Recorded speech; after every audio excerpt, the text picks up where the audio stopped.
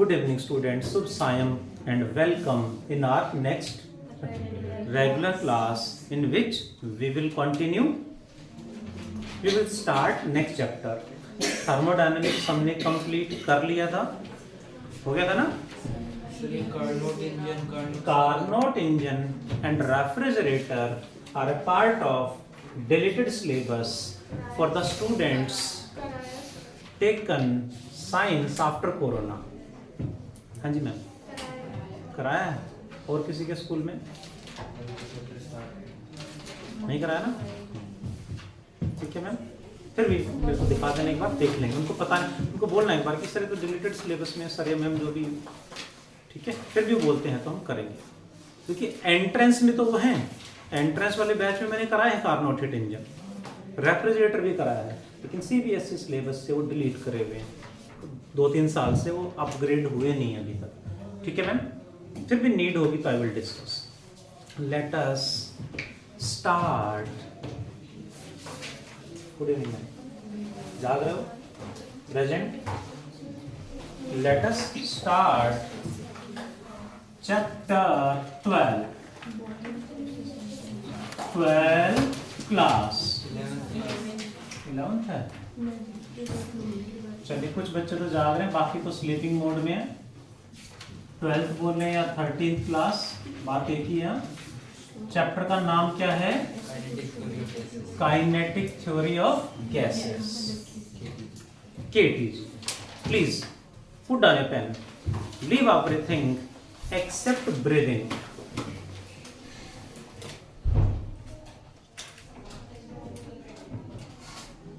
Kinetic theory of gases छोटा chapter है but important chapter है। इसमें कुछ कॉन्सेप्ट ऐसे आएंगे जो थर्मो में नाम लिए थे हमने, उससे पहले थर्मल प्रॉपर्टीज में यूज करा था हमने।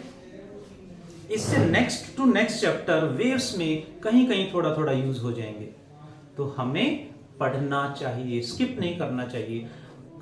कई स्कूलों में एक आध चैप्टर लास्ट में जाके कट करा देंगे, ये नहीं आ रहा फाइनल सिलेबस में, तो हम खुश हो जाते हैं, बट वो सही तरीका नहीं, हमें सारे पढ़ने चाहिए।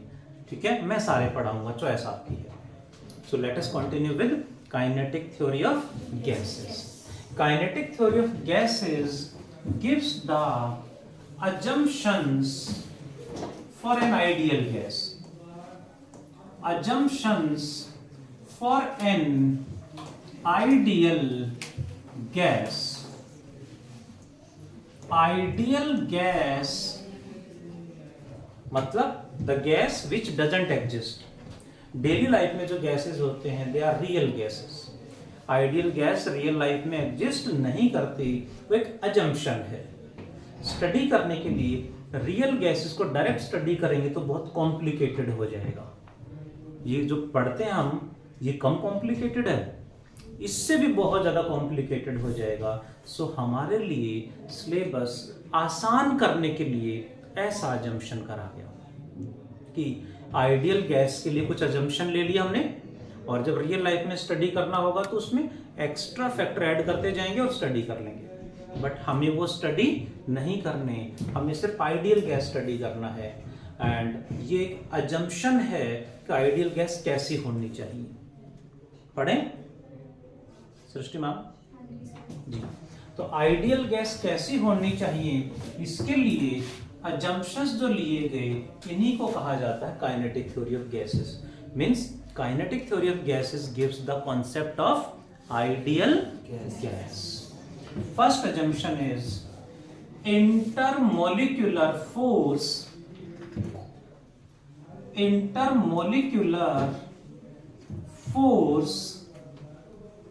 is negligible,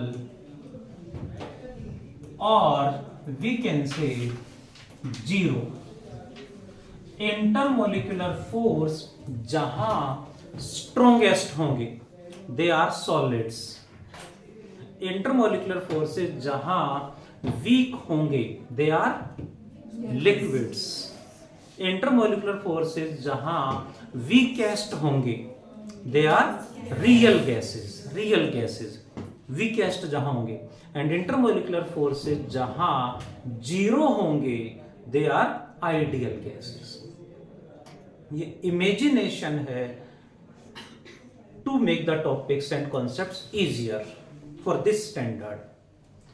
आगे जाके जो साइंटिस्ट को इंजीनियर रिसर्च कर रहा है तो उसे तो रियल गैसेस को स्टडी करना है, तो उसे सारे फैक्टर कंसीडर करने पड़ते हैं, बट हमें सारे फैक्टर हटा दिए, सिंपल जो गैस है उसको हम स्टडी करेंगे। थ्योरेटिकल स्टडी है ये। पढ़ें। First assumption is intermolecular force is negligible और zero. Second is size of a molecule is very small as compared to distance between the molecules, as compared to distance between the molecules। मतलब क्या होगा इसका? Distance between the molecules, that means, बताएगा कोई?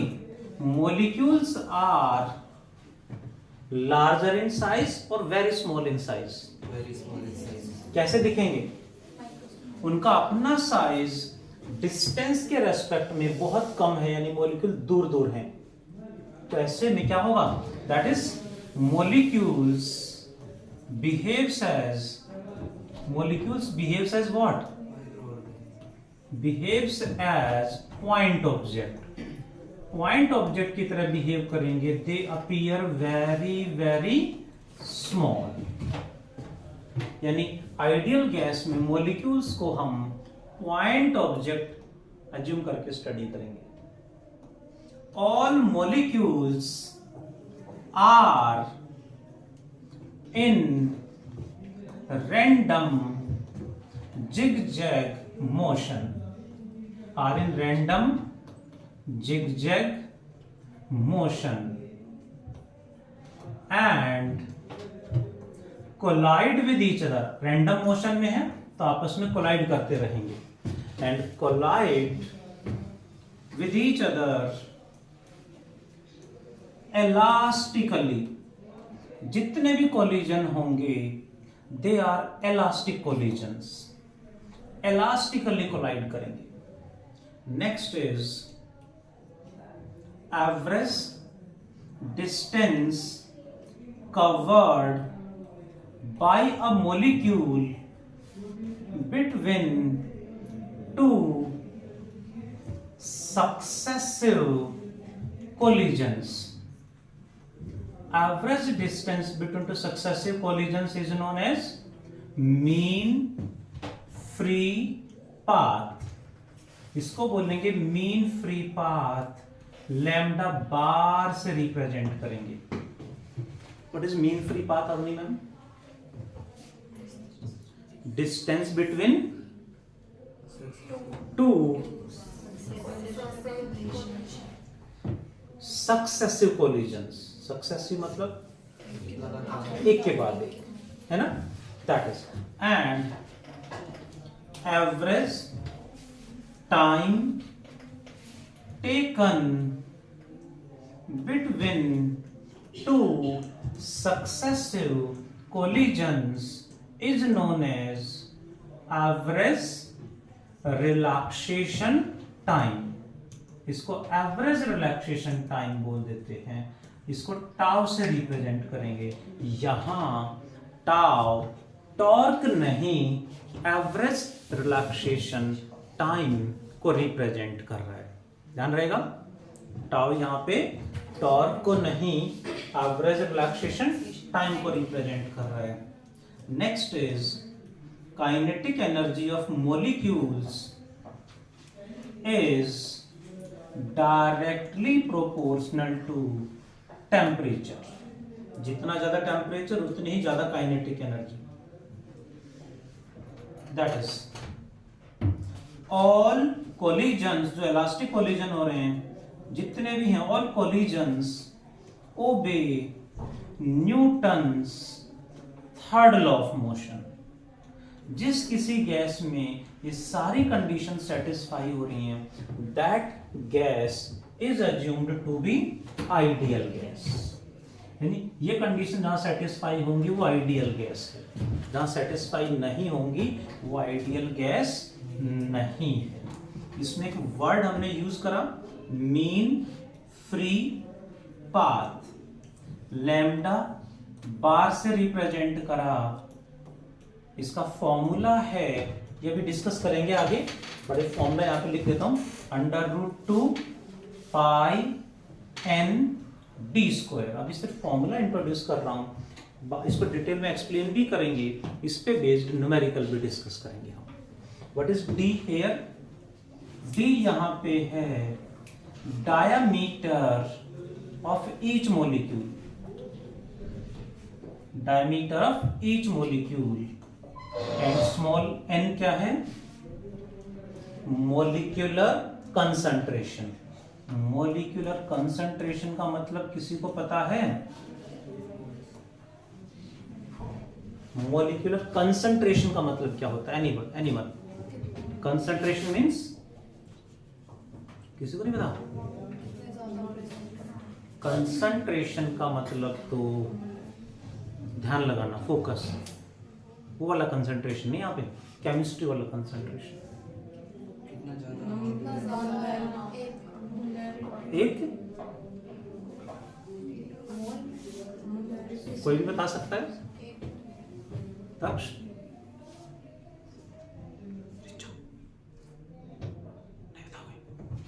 पता ही नहीं, कोई नहीं। कंसंट्रेशन कभी भी आ जाए हमेशा डिवाइडेड बाय वॉल्यूम लिख देना है। What is electron concentration? Number of electrons पर यूनिट वॉल्यूम। मोलैरिटी पढ़े ना हमने, तो हम कंसंट्रेशन वर्ड का मतलब होता है पर यूनिट वॉल्यूम।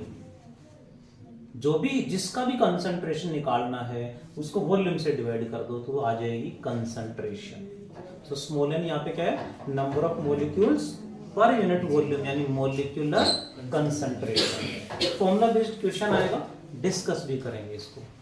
जहां ये कंडीशन सेटिस्फाई हो रही है that is known as ideal gas.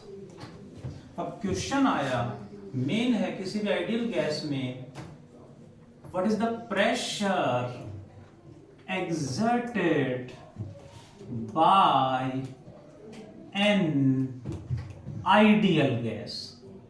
Pressure exerted by an ideal gas, कोई भी आइडियल गैस कितना प्रेशर एक्सर्ट करती है?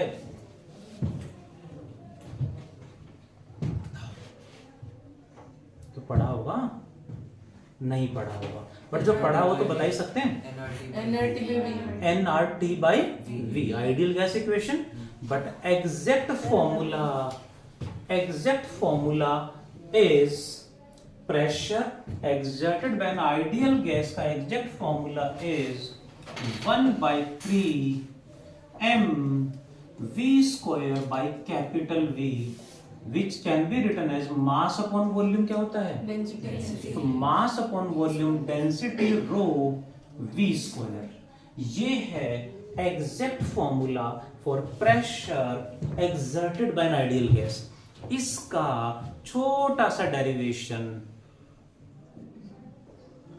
कराऊंगा, बट स्कूल में कई बार छोटा चैप्टर है तो डेरिवेशन पूछते नहीं। टीचर ने क्लास में कराया वो डेरिवेशन तो डालेंगे, नहीं तो नहीं डालेंगे। मैं फिर भी डिस्कस करूंगा। अब अपने क्लास में ध्यान रखें कि वो डेरिवेशन क्लास में कराया है तो डालेंगे, नहीं तो नहीं डालेंगे, क्योंकि चैप्टर के अकॉर्डिंग वो डेरिवेशन जस्टिफाइड नहीं है। ठीक है, चैप्टर बहुत छोटा सा है लेकिन वो डेरिवेशन बहुत और ज्यादा छोटा सा है, तो ध्यान रखना पड़ेगा। क्या आया कैसे वो डेराइव करेंगे। बाकी सब जैसा भी आपने कहा P = nRT by V, ideal gas equation, Boyle's law, Charles law, Gay-Lussac's law, Hamilton's law, Dalton's law, Graham's law, Avogadro's law, सारे पढ़े होंगे केमिस्ट्री में। एवोगैड्रोस लॉ को पढ़ा है ना? ठीक है, चलिए बाकी मैं बता देता हूँ। बट सारे कॉमन है, वहां पे भी आ जाते हैं, कई बार यहाँ पे भी आ जाते हैं, लेकिन मैं हर चैप्टर में ये भी बता रहा हूँ। देखो मैं पढ़ा सारा रहा हूँ, बट ये भी बता रहा हूँ कि इस चैप्टर में से मोर देन 90% ही आएगा। अब किसी भी चैप्टर में 90% तक मैं बता रहा हूँ ये आएगा ही आएगा, तो 100% में कितना अंतर रह गया? यानी उतना भी आप कर रहे हो, वो पार्ट भी आपने चैप्टर का कर लिया तो आपके एग्जाम में मिलेगा। तो कह रहा सर आपने कहा था इंपॉर्टेंट और आया नहीं, चैप्टर में जो जो इंपॉर्टेंट लिखा है तो उसमें से दिखा दो मुझे, ठीक है। तो मुझे भी लगे कि हाँ let me change my strategy, कहीं ऐसा लगेगा तो, वैसे अभी तक ऐसा हो नहीं रहा है। तो रिक्वेस्टिंग कि जो इंपॉर्टेंट पार्ट बताया जाता है उसको तो ध्यान से अच्छे से प्रैक्टिस कर लें, ठीक है मैम। Feeling well today? हाँ, बाकी को बता दिया कि आगे से मोमोज बिल्कुल नहीं खाने हैं, है ना? क्या होता है मोमोज खाने के बाद, बता दें सबको जी। टॉपिक पे आते हैं, pressure exerted when ideal gas का रियल फॉर्मूला ये है। बाकी सारे फॉर्मूले आपने थर्मोडायनेमिक्स में पढ़े हैं, कहीं भी पढ़े हैं, तो सारे इससे डेराइव होते हैं आगे। आइडियल गैस इक्वेशन भी यहां से डेराइव होगी, ठीक है जी। इसमें V, कैपिटल V क्या है? Volume of gas, volume of ideal gas. Small v क्या है? What is small v? Velocity नहीं, आरएमएस वेलोसिटी है, RMS velocity of molecules. RMS की फुल फॉर्म बता देंगे?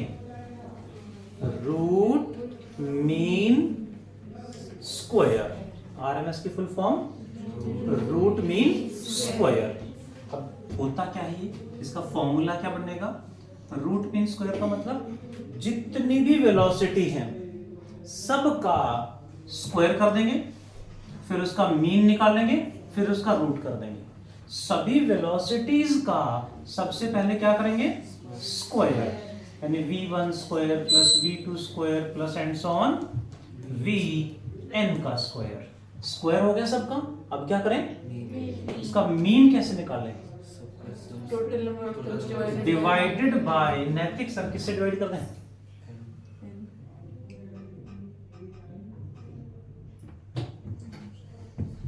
ये बताओगे? Divided by number of molecules, हमने n मान लिया है, या कैपिटल N लिखना चाहो कैपिटल N लिख सकते हो, चॉइस आपकी है। ये क्या बन गया? मीन। और अब क्या करते हैं? इसका स्क्वायर, अंडर रूट कर देंगे। तो ये आरएमएस वेलोसिटी का फॉर्मूला है। और काइनेटिक थ्योरी ऑफ गैसेस में कहीं भी वेलोसिटी यूज करेंगे तो वो हर जगह आरएमएस वेलोसिटी ही यूज करेंगे। इसके अलावा कहीं एवरेज या कोई और वेलोसिटी होगी तो मेंशन करा जाएगा, मेंशन नहीं करा है तो we should take RMS velocity, ये यूज करना है हर जगह। Got it all of you? Do fast please.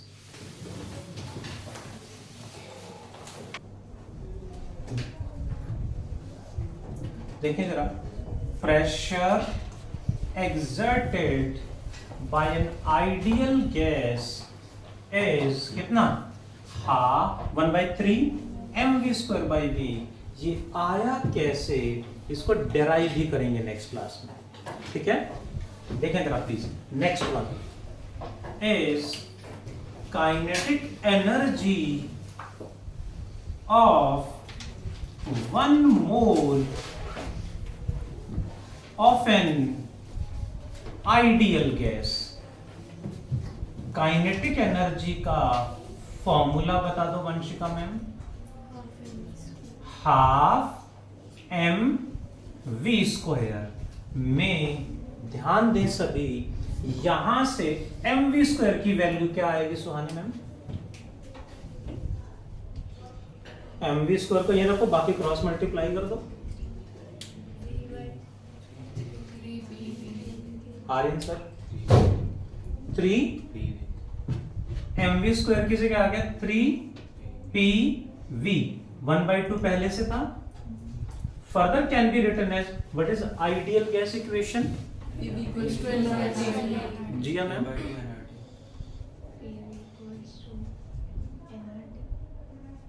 pv equals to nRT। ऐसे क्यों कर रहे हो? हाँ ऐसा ही, ऐसा नहीं करते। देखें जरा, तो क्या लिख दो NRT 3/2 NRT RT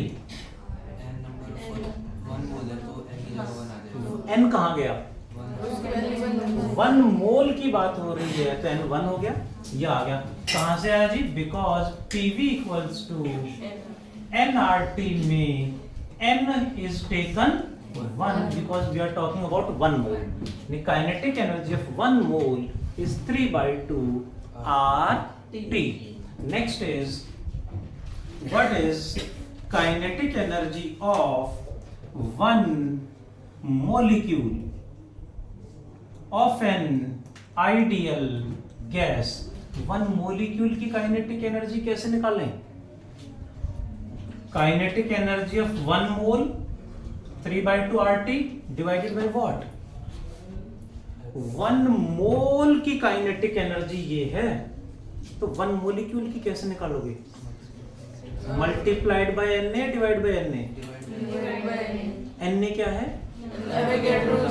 अवोगाड्रोस number multiply करें डिवाइड करें डिवाइड होगा divide by N A 6.023 into 10 raised to power 23. into 10 की power 23 number of atoms in 1 mole, number of molecules in 1 mole. This is which is further written as ध्यान दें please 3/2 kBT where R by Na is equal to Kb.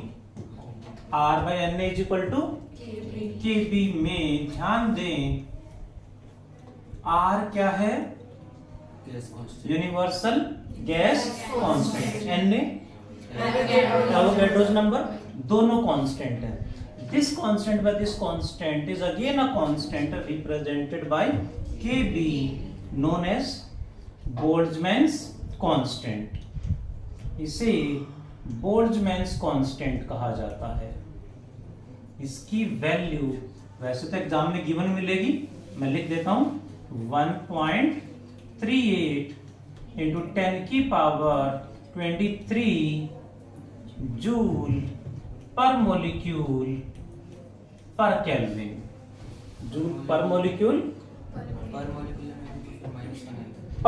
आएगा right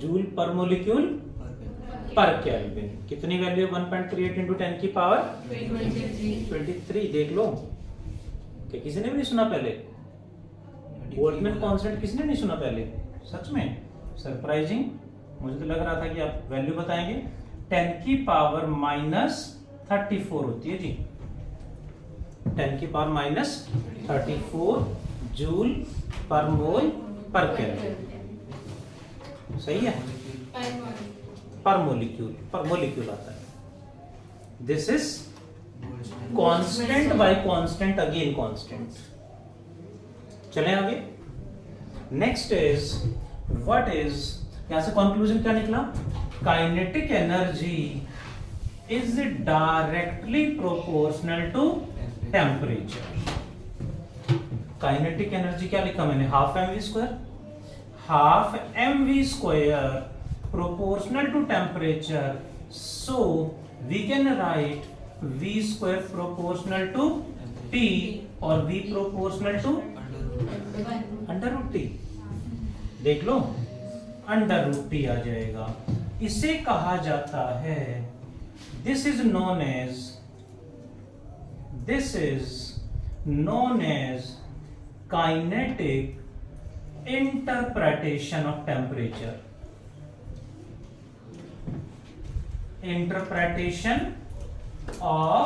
temperature kinetic interpretation of temperature इसे बोलते हैं this is what do you mean by ideal gas equation perfect gas equation बता दो जी अभी तो बात करी थी हमने क्या है PV इक्वल्स टू nRT में n क्या है नंबर ऑफ मोल्स R क्या है यूनिवर्सल गैस कांस्टेंट की वैल्यू बता दो। 8.314 into 10 10 की पावर 8.314 इंटू 10 की पावर कितनी बताई?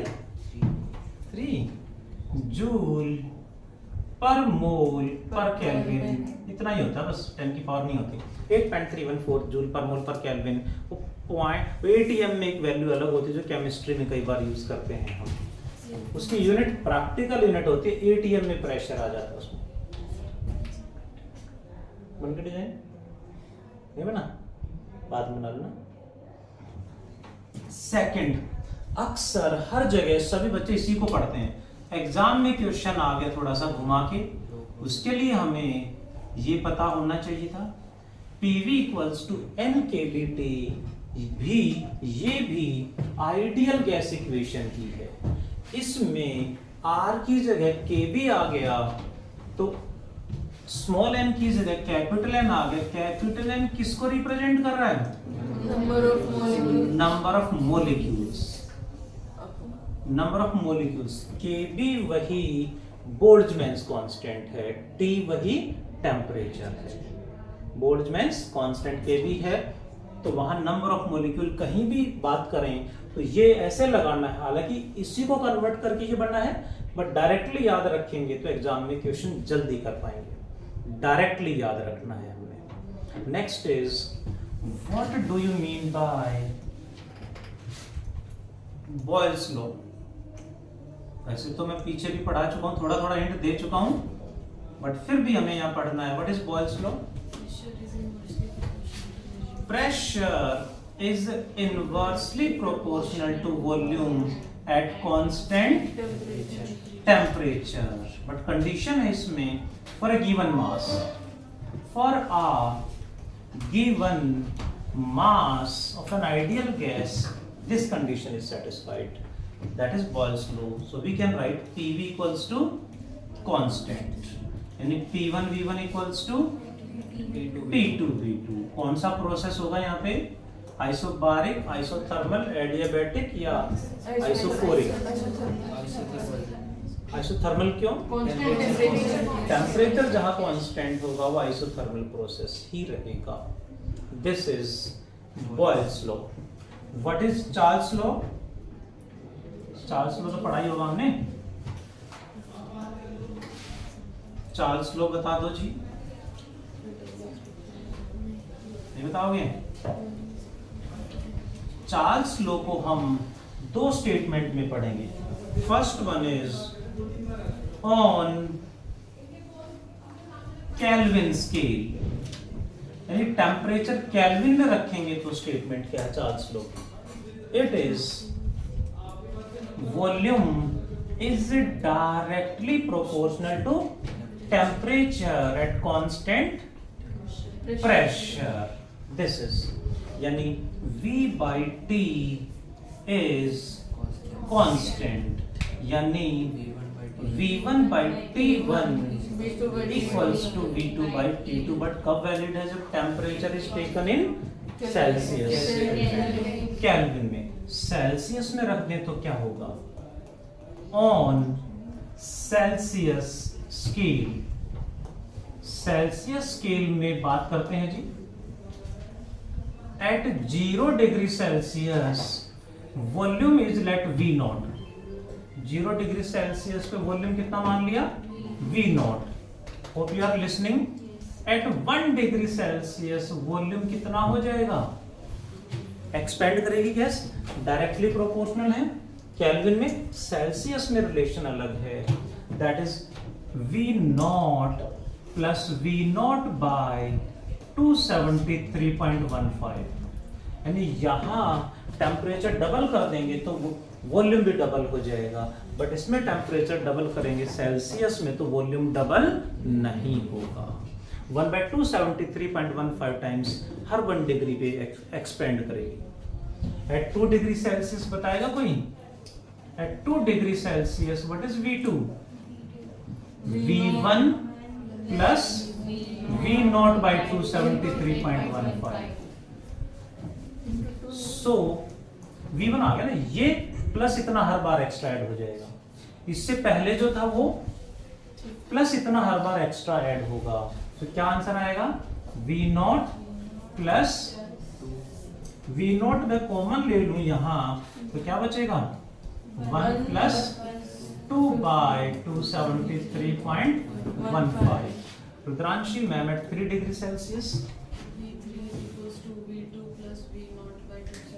यानी यहां क्या आएगा V0 ब्रैकेट में 1 plus 3 by 273.15 at 3 degree Celsius. Silent everyone, Jiya ma'am VT equals to इसमें बता दो क्या आएगा V0 1 प्लस T बाई 273.15, यानी वॉल्यूम केल्विन में तो डायरेक्टली प्रोपोर्शनल है बट इसमें डायरेक्टली प्रोपोर्शनल नहीं है, इसमें चेंज कम हो रहा है।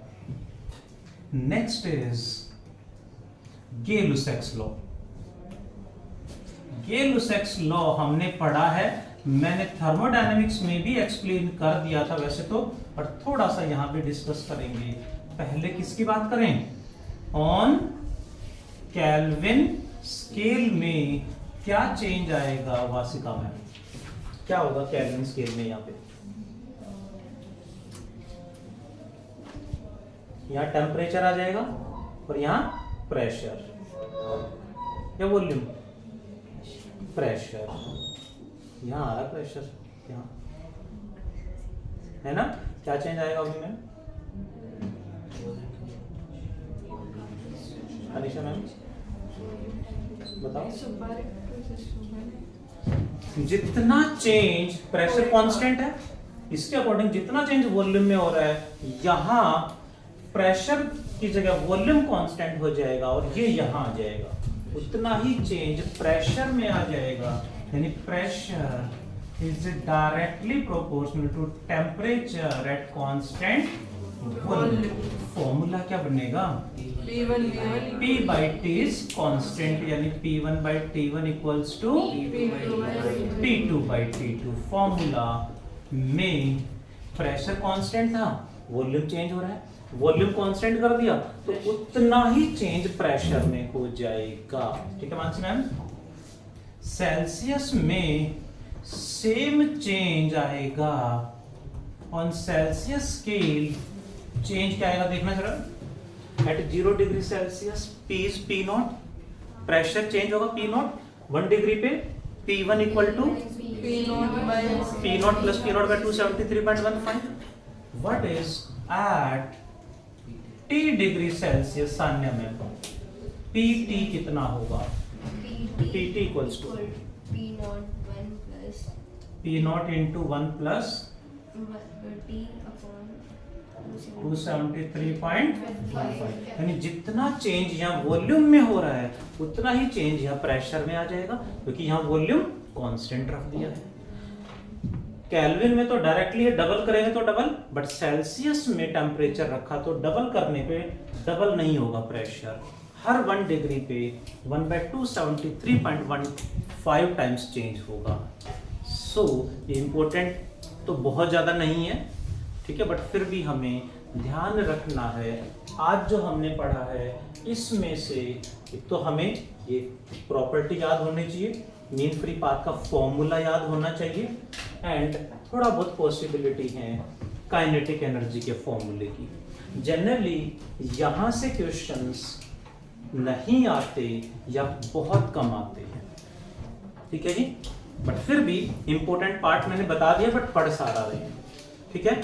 Do fast every one.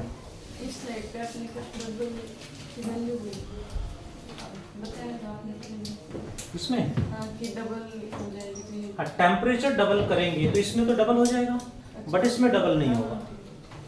That is, ये हो गया था, ये हो गया था। Do fast please, till that let me mark HW। जल्दी से नोट डाउन करें फास्ट एवरीवन, नोट डाउन करें जल्दी से।